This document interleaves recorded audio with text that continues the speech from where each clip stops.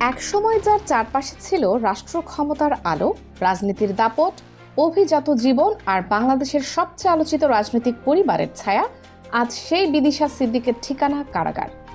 25 August 2026 রাত 8:30 Gulshan 2-এর arabica coffee হাউসে বসেছিলেন বিদিশা। হঠাৎ সেখানে যায় গুলশান থানা পুলিশ। দীর্ঘদিনের পুরনো একটি প্রতারণা মামলায় আদালতের দেয়া সাজা কার্যকর করতে গ্রেপ্তার করা হয় তাকে। পরদিন আদালতে হাজির করা হলে জামিনও মেলেনি। 2 বছরের সশ্রম কারাদণ্ডপ্রাপ্ত বিদিশাকে পাঠানো হয়েছে কারাগারে। কিন্তু এই গ্রেপ্তারের গল্প শুধু একটি মামলার গল্প নয়, এর পেছনে আছে এমন এক জীবন যেখানে প্রেম, বিয়ে, ক্ষমতা, রাজনীতি, পারিবারিক দ্বন্দ্ব, মামলা আর বিতর্ক সবকিছু একসঙ্গে মিশে আছে। আর সেই কারণেই বিদিশা এরশাদের নাম বাংলাদেশের রাজনীতিতে এত বছর পরও আলোচনায় আসে। বিদিশার জীবনের সবচেয়ে বড় মোড় আসে হুসাইন মোহাম্মদ এরশাদের সঙ্গে সম্পর্কের পর।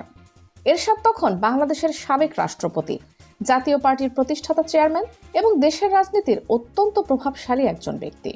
প্রকাশিত পুরনো প্রতিবেদনে দেখা যায় বিদিশা তখন ব্রিটিশ নাগরিক পিটার উইলসনের সঙ্গে বিবাহিত ছিলেন। এরশাদের সঙ্গে তার সম্পর্ক নিয়ে তখন থেকেই ব্যাপক আলোচনা শুরু হয়। 2000 সালে এরশাদ ও বিদিশার বিয়ের খবর প্রকাশ্যে আসে। পরে তাদের ঘরে জন্ম নেয় ছেলে এরিক এরশাদ। কিন্তু এই সম্পর্ক বেশিদিন শান্ত থাকেনি। এরশাদ ও বিদিশার সম্পর্কের মধ্যে দ্রুত তৈরি হয় তীব্র টানাপোড়েন।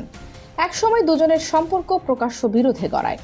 2005 সালে বিদিশার গ্রেপ্তার, এরশাদের সঙ্গে তার দ্বন্দ্ব এবং তার বিরুদ্ধে ওঠা বিভিন্ন অভিযোগ তখন বাংলাদেশের রাজনীতিতে বড় আলোচনার বিষয় হয়ে দাঁড়ায়। পুরনো সংবাদ প্রতিবেদনে তার বিরুদ্ধে একাধিক অভিযোগের কথা উঠে আসে, যার মধ্যে ছিল আগের বিয়ের বৈধতা নিয়ে প্রশ্ন, জালিয়াতি ও অর্থ সংক্রান্ত অভিযোগ।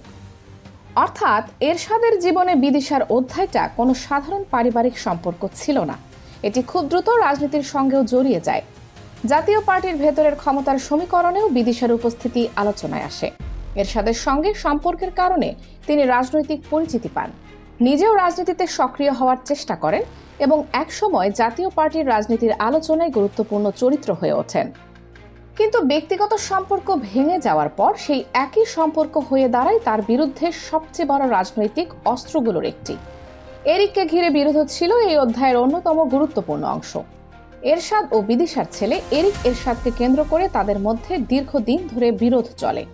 এরশাদের মৃত্যুর পরও এরিককে ঘিরে অভিভাবকত্ব, বসবাস এবং সম্পত্তি নিয়ে নানা বিরোধ ও আইনি জটিলতার সামনে আসে।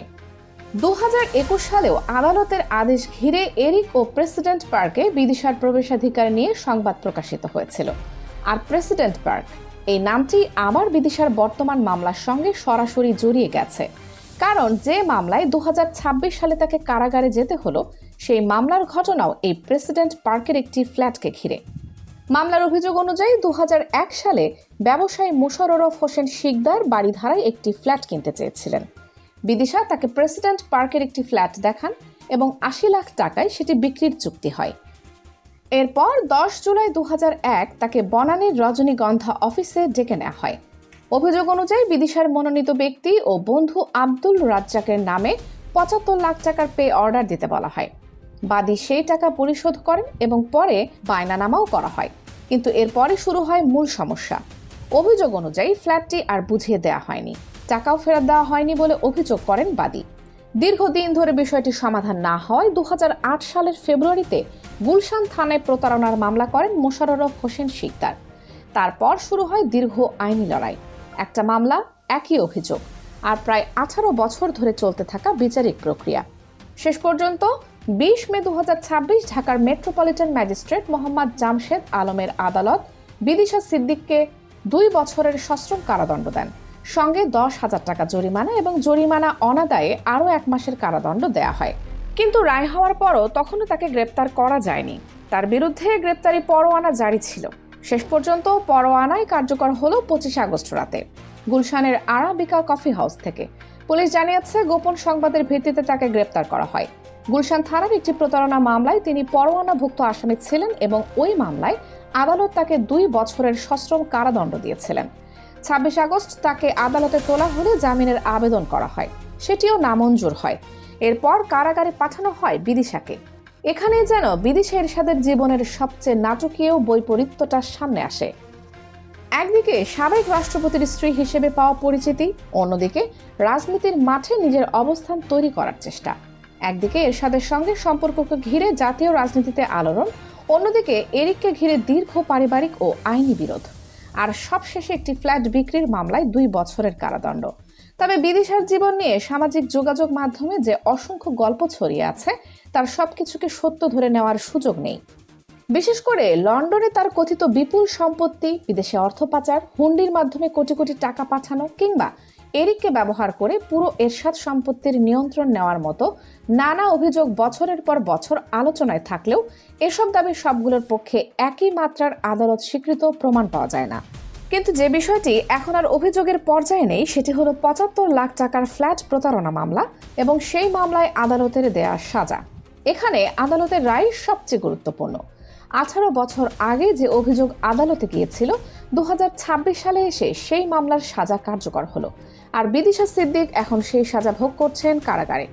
এক সময় বাংলাদেশের সবচেয়ে আলোচিত রাজনৈতিক পরিবারের সঙ্গে যার নাম জড়িয়েছিল, আজ তার পরিচয়ের সঙ্গে যুক্ত হয়েছে আরেকটি শব্দ: সাজাপ্রাপ্ত আসামি। বিদিশার গল্প তাই শুধু একজন নারীর ব্যক্তিগত জীবনের গল্প নয়, এটি ক্ষমতার খুব কাছাকাছি থাকা একজন মানুষের উত্থান, রাজনৈতিক পরিচিতি, পারিবারিক সংঘাত এবং দীর্ঘ আইনি লড়াইয়ের গল্প। আর সবচেয়ে বড় শিক্ষা হয়তো এখানেই: রাজনীতির আলো যত বড়ই হোক, পরিচিতি যত শক্তিশালী হোক, পুরনো কোনো মামলা যদি শেষ পর্যন্ত আদালতের রায় গড়ায়, তখন সেই রায়ের সামনে অতীতের ক্ষমতা খুব একটা কাজে আসে না। 25 আগস্ট গুলশানের কফি শপ থেকে গ্রেপ্তার হওয়ার মুহূর্তে বিদিশার জীবনের সেই বাস্তবতায় সামনে এসেছে। আর 26 আগস্ট আদালতের নির্দেশে কারাগারের পথে যাওয়ার মধ্য দিয়ে তার জীবনের আলোচিত অধ্যায়ের নতুন একটি অধ্যায় শুরু হয়েছে। প্রেসিডেন্ট পার্ক, এরশাদ, এরিক, রাজনীতি, ক্ষমতা, সম্পর্ক, মামলা, সবকিছুর দীর্ঘ পথ পেরিয়ে আজ বিদিশা এরশাদ কারাগারে। যে জীবন একসময় ছিল আলোচনার কেন্দ্রবিন্দুতে, সেই জীবন এখন আদালতের রায়ের পাতায়। আর এখানেই বিদিশা এরশাদের গল্পের সবচেয়ে কঠিন পরিণতি: ক্ষমতার খুব কাছ থেকে শুরু হওয়া এক দীর্ঘ যাত্রার শেষ গন্তব্য আপাতত কারাগারের 4 দেয়াল।